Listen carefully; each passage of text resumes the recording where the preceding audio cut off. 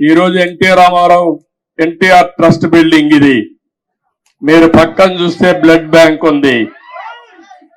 భువనేశ్వరి గారి నాయకత్వంలో స్కూల్స్ పెట్టాం.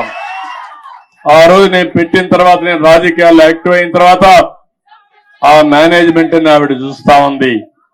ఇంకో పక్క బసవతారకం క్యాన్సర్ హాస్పిటల్ ఈ రోడ్లోనే ఉంది. అది మన నాయకుడి కళ. ఆ రోజు ఆయన ఆలోచించాడు,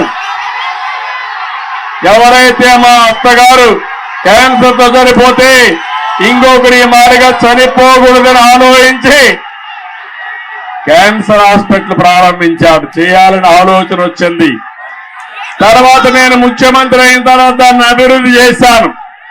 ఇప్పుడు బాలకృష్ణ గారి ఆధ్వర్యంలో బసవతారకం క్యాన్సర్ హాస్పిటల్ ఈ ప్రాంతంలో ఎనలేని సేవలు అందిస్తున్నారు.